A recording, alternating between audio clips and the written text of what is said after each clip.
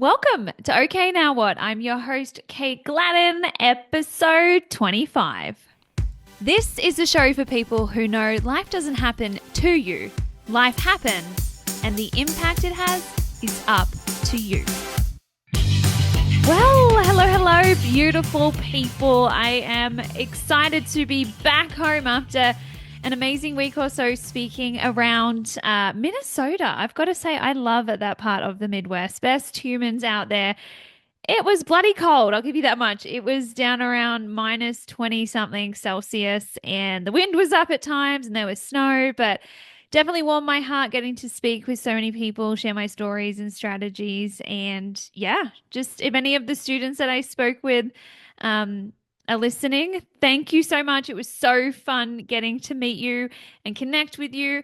And for anyone listening, that is not necessarily just a student, but someone that works in Minnesota and your workplace organization brings in speakers to teach leadership and personal development skills, please check out my website, kategladdin.com, as I will be returning to Minnesota at the end of April to speak more at a women's leadership event. And if you're interested, I'd love to perhaps visit your place, your workplace or organization or event if it happens to be around then. Don't be shy to reach out to learn more about that. But what I want you to learn more about today is a concept that I've created in my life that's been really helpful in better managing my mental energy, because I think, we're kind of mindful of like, oh, we kind of, need to rest and be mindful of like our physical energy and that. But I think sometimes we don't even realize how much we are just draining and wasting away the precious mental energy that we get each and every day. I think about if we could see like the fuel of our brain, like we see, like I'd call it petrol in Australia, but the fuel in our car, and you can see, the little.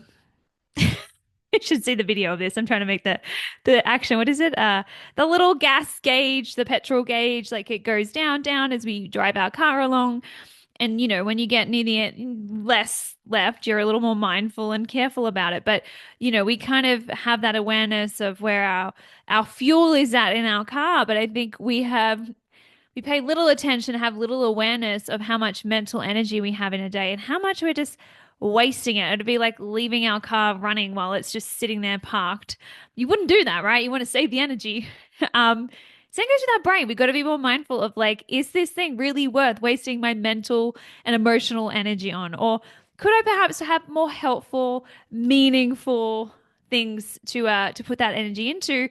But sometimes we don't have that. We don't have the energy to invest in our relationships or our goals if we've just spent the last half an hour nitpicking and wasting our energy on why we don't look like the girl on Instagram or have skinnier thighs or flatter abs, or kind of looping over your ex-boyfriend and who he's now dating online and checking his Instagram account and wasting all this energy being past focused. It's like, of course, then when you show up and you kind of drain, you don't have a lot to put into the other goals like that work project or going on a date or seeing a friend. Like, I just think we all need to be more mindful of what we let our brain spend time on, dwell over, loop over. And I've realized how I've better like put this into practice in my life is it's through creating the concept of brain boundaries, which is literally like a boundary that we have in all other relationships, except this one is how you're going to relate and the relationship that you have with your own brain and your own thoughts and your brain's instincts. And I think this is really important because of how our brain is naturally wired. A lot of parents have boundaries with like toddlers, like, no, you cannot just melt down in the middle of the supermarket. I'm going to pick you up and put you in the car and we're going to stay there until you settle down. Or no, you can't just have ice cream for breakfast as much as I know you want to. That's just not going to happen here. We're going to have some toast and eggs instead. Like, we're very used to boundaries in that way, but what a lot of us don't realize is we have the equivalent of a toddler running around in our own brain. Our brain is wired to seek pleasure, to avoid pain or anything uncomfortable and effortful, and save as much energy as possible. Take as many naps as you can. Like if you think about it, that's literally a toddler. Let's eat all the candy now. Let's just take naps and not do anything hard. and I want it my way. I don't want the instant gratification. And so we really need to learn how to, like, parents have to figure out how to parent a toddler. We need to figure out how to parent the toddler in our own brain because too often we let the toddler call the shots. And as I say, you would never let a toddler drive a car for you. If you would, I would really rethink that decision. But, it just isn't capable. It doesn't really know what it's doing. A toddler is not prepared or equipped to drive a car. The toddler in our brain is not prepared or equipped to call the shots, to decide what is or isn't good for us. But there's so much of its instincts because it is wired for survival. It's not trying to be a pain in the ass. It just is. Doesn't mean to. It's trying to keep you safe and alive and thinks it's helpful to loop over the past or worry about the future and let's plan for it. But it gets to a point at which you're just letting the car run in the car park and waste all its fuel for no good reason. Same goes with our brain and mental energy. So a brain boundary is how you're going to choose to respond to when your brain has these instincts and urges to loop over these things or check that thing one more time or do something that just isn't helpful, but the brain has the urge to do it because of the dopamine hit when it gets it, or because of the way it tries to like close the loop of uncertainty of what if this had happened or what if this does happen. And so a brain boundary is literally that. It's like, hey, brain, I see you doing that. We don't do that anymore. Draw the line in the sand. We don't have ice cream for breakfast. We don't throw tantrums in the middle of the supermarket. We don't go checking our ex's Instagram profile again. This is over. It's done. We're not going to do that. I don't want to do the mental gymnastics over having all those thoughts and wasting my energy focusing on my ex. Or for me, like, I just don't weigh myself anymore. I've come a long way with body image issues and controlled eating, and I just like don't let myself stand in the mirror. If I'm started to tempted to like look at my stomach, I'm like, hey, brain, we don't do that. We do not stand in front of the mirror and pick it apart anymore. I know you think you need to because of something you saw online, which is another brain boundary I do. I just don't follow those fit influencers. What are they called? Fitspo people. Because it's just I don't need to do mental gymnastics about, oh, she's like, I could. I can work my brain through any thoughts and mindset, but that's just not how I want to spend my energy. I'd rather spend my energy figuring out my next podcast topic or writing my new keynote or replying to students or creating social media posts or figuring out copy for my next newsletter. I don't want to spend it dwelling over why my stomach looks like this today and not like that. Or, one student like that I really like this kind of triggered this whole idea of brain boundaries with, and using that terminology is like she has shares, like she's invested some money in some shares. And I get that that's a roller coaster, and you do kind of need to keep an overall insight on like, oh, I guess awareness of the overall trends and how the shares are going or, not growing. Like, that can be a roller coaster, that whole investor market. But she checks her shares every single day. Every single day she checks them. So that literally sets her up for such a roller coaster. Some days she's like, oh my gosh, yes, I'm winning. I made money. And then the next day she's spiraling into, oh my gosh, I've lost money. I'm so far behind. And now I made money. And then I lost money. And I'm like, whoa, why the heck are you checking them every single day? I have shares. I check them like when I get my, what's it called? Dividend. I don't even check it then. But like, I know for me, like a lot of the time, I mean, unless you're really in the stock market, like a lot of the time you put shares in and you kind of just let it ride out and grow in value. And yes, you need some awareness, but so often, like checking it daily, probably not that helpful because the next day it could turn around and be right back where you were. And then you just wasted all this energy kind of overthinking and spiraling and panic and telling yourself you've lost all this money. I like to say the money's just gone on vacation. It'll come back around. It's gone on a holiday. Usually with shares, it comes back around at some point. Um, and that's where maybe it's worth investing in someone who really knows the stock market, whose job is to follow the trends and not waste all your brain energy spiraling, then unspiraling, and all of this stuff. Like, I just have a brain boundary. Your brain is going to have the urge to check it. It wants to close the loop. It hates uncertainty, but it's just not helpful every single day. So maybe your brain boundary is we check once a week on Tuesday afternoons, and that's it. And then I'm just going to live in oblivion for a little while because those shares are going to go up and down whether you check them or not. But what you're not going to get back is that brain energy that you've wasted overthinking it. So how about we just think of something else to put that into instead? Your own work, your own goals, your own workout, your own relationship, your own creativity, and not sit there checking. And as I said, I notice people do this with like exes. They want to like loop up around and see what they're doing. I'm just curious.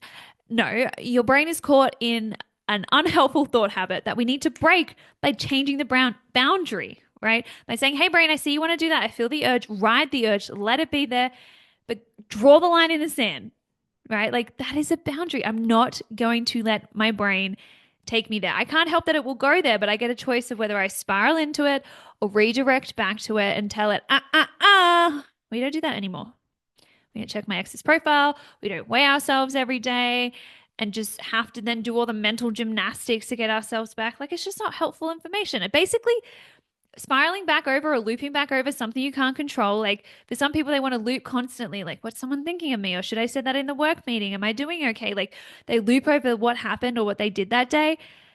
And I'm like, your brain will do that. Again, it likes to learn from the past, but so often it goes way past just learning from it and it goes into nitpicking it and judging you for it and overthinking it. And so if you have that habit, notice it, put a boundary in and say, hey, brain, I don't do that anymore. That's not who I want to be. You don't have to judge yourself for doing it. It's just going on autopilot. But take the toddler out of the driver's seat and put yourself back in it using. We have a conscious part of our brain. Our prefrontal cortex has the ability to think about what we're thinking about and change that and redirect that. And you might need to do it a few times. You might notice you're back on your ex's profile and you're like, holy crap, what am I doing here? No, get off. We don't do this anymore. Brain, I don't want to just waste my fuel sitting in a car, running in a car park. I want to use that fuel to drive me somewhere, to get me somewhere, somewhere that I want to be closer to. And I can guarantee that, looping over your exes or what your share is today versus tomorrow. Or as I said, for me, it's like sitting there nitpicking my body. It's just not helpful. So I have a brain boundary. We don't do that. So I want you to think about as you listen to this, what is the boundary and your brain boundary that you want to put into place in your life starting today, this week? What is that thing that you see your brain naturally wants to go to because it's seeking that dopamine? It's trying to seek some certainty or clarification, but really, if we step back and look at it, it's just draining away your mental energy. Where are you going to set a brain boundary? Where are you going to say, I don't do that anymore, brain. I'm in control here. I know why you want to do it, but it's just not helpful. You know what's helpful?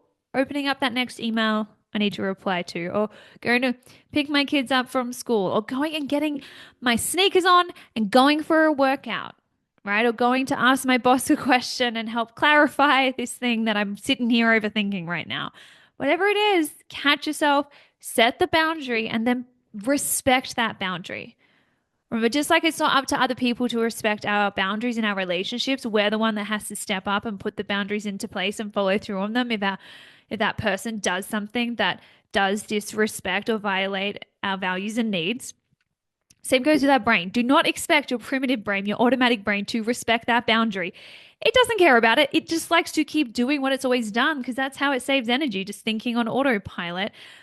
So you got to know it's going to go there. Don't beat yourself up. It's up to you to choose how you want to respond to it, to honor that value, to respect that boundary, and to tell it, no, sorry, you're a little confused. We don't do that anymore. Just like you'd have to grab a toddler's hand that was running off in the supermarket, go, come back here. We're not doing that. You do the same with your brain. Bring it back to the present moment. Be where your feet are. Pattern interrupt with, a deep breath and counting back from 5, or grounding yourself by seeing 5 things you can see, 4 things you can touch, 3 things you can hear, or looking for things that are green or red in your environment. Bring yourself back to the present moment and then ask yourself, what is actually something worthwhile that's worth investing my precious mental energy into? Like, we only get so much in a day. I know it feels like it's infinite because we don't have that like gas petrol gauge. We don't see how much we're wasting of it, but it's an finite amount, at least the good quality brain energy. We get to the end of the day and we're still able to, I guess, put one foot in front of the other, but our own creativity and everything is sucked away. And we wasted it, as I said, overthinking that thing that we said, or what is my ex up to now, or what is my share worth now versus the next minute. These things, I know they feel compulsive and like we have to do them, but you can pattern interrupt because that's how we stop a cycle. We respond differently, and can respond differently with a brain boundary. Take it by the hand, say, I don't do that anymore, brain. That's not who I am. And redirect that mental energy back to the things that really matter, that really drive you forward, that help you progress and bring you inner peace. So that's the other thing. I will say most people need a brain boundary around how much they consume of the news, especially the negative news, which is most of the news. Some people don't understand, like they're so stressed out about the world, but they're sitting there reading every negative article about how it's ending on the next war or the next thing Donald Trump's going to do or the global warming or whatever. Like, chill. Maybe don't spend so much time reading those articles. There's being aware, and then there's just spiraling and overthinking and focusing way too much on the things that are out of your control. So, brain boundary. I don't spend more than 10 minutes a day scrolling the headlines. Anything else I really need to know, I'm sure I'll hear about it pretty quickly. Social media, right? Obviously, brain boundaries around social media or unfollowing accounts that just make you question or spiral into compare and despair. Like, be so fiercely protective of your brain energy. It is what is creating your life. It is what gives you the ability to show up and to function and to be happy. And if you're just wasting it on things that make you unhappy or overthink or spiral into what you can't control, set a boundary. Okay? All right, that's it from me this week. Hope you find it helpful. Respect those brain boundaries, and I'll catch you back here for another episode next week. Hey, you, thanks so much for tuning into this show. If you enjoyed listening along, but you're still thinking, Kate, how do I actually put all of this into practice in my own life with my own situations? I totally get it. This stuff is somewhat simple in theory, but a lot harder in practice, which is why I offer one-on-one personalized life coaching for women just like you who are ready to get unstuck, end the overwhelm, and take back control of their life. That's right. I know that's you. Let's get back to creating a life, body, relationship, and career that you love. Visit theresilientspeaker.com for more details on my coaching. That is theresilientspeaker.com. And for extra inspiration in between episodes, make sure you join me on Instagram. It's at Kate Gladdin.